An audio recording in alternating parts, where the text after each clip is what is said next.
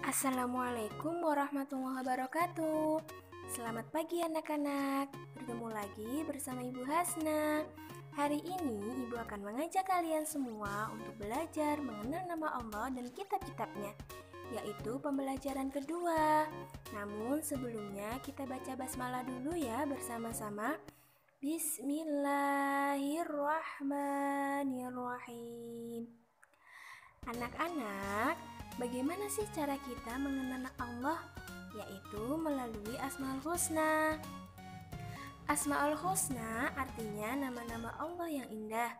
Jumlah Asmaul Husna ada 99. Mempelajari Asmaul Husna sama saja kita belajar mengenal Allah lebih dekat loh. Di antara 99 Asmaul Husna, kita akan pelajari 4.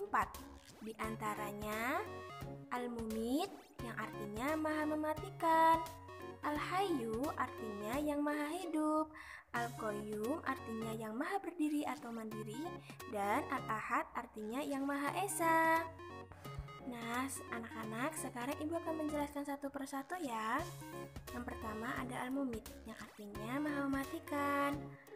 Kita sebagai manusia tidak bisa lari dari kematian, karena kematian adalah tangga menuju kebahagiaan di akhirat. Namun, bila kita ingin bahagia di akhirat, maka kita harus selalu mengikuti perintah Allah dan Rasul-Nya. Misalnya, rajin sholat, rajin membaca Al-Quran, rajin belajar, patuh dan hormat kepada orang tua dan guru, serta masih banyak ibadah-ibadah lainnya yang bisa kita lakukan. Kemudian Al-Hayyu yang artinya yang maha hidup. Allah yang memberikan nyawa serta kehidupan kepada seluruh makhluknya, seperti manusia, hewan, bahkan tumbuhan. Kemudian ada Al-Qayyum yang artinya berdiri atau yang maha mandiri. Allah memberikan contoh kepada manusia agar selalu bersikap mandiri serta tidak bergantung kepada orang lain. Dan yang terakhir adalah Al-Ahad yang Maha Esa, yaitu Allah sebagai Tuhan yang tidak beranak dan tidak diperanakkan.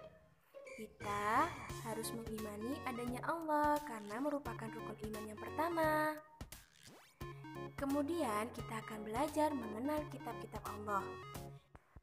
Anak-anak, iman kepada kitab-kitab Allah merupakan rukun iman yang ketiga. Kitab-kitab Allah yang wajib kita imani ada 4, yaitu Kitab Taurat, Zabur, Injil, serta Al-Quran. Berikut Ibu akan menjelaskan satu persatu ya. Kitab Taurat diturunkan kepada Nabi Musa alaihi salam, yaitu pada abad ke-12 sebelum Masehi di daerah Israel dan Mesir. Selain itu, kitab Zabur diturunkan kepada Nabi Daud ketika beliau menduduki tahta sebagai raja Bani Israel pada abad ke-10 di tanah Kanaan. Selanjutnya, kitab Injil. Kitab Injil diturunkan kepada Nabi Isa alaihi salam pada sekitar abad 1 Masehi di daerah Yerusalem. Dalam bahasa Yunani, Injil artinya kabar selamat, pelajaran yang baru atau kabar gembira. Dan yang terakhir yaitu Al-Quran. Al-Quran adalah kitab Allah yang menyempurnakan kitab-kitab sebelumnya. Al-Quran diturunkan kepada Nabi Muhammad SAW pada abad ke-6 Masehi di Mekah. Peristiwa turunnya Al-Quran dikenal dengan Nuzul Quran.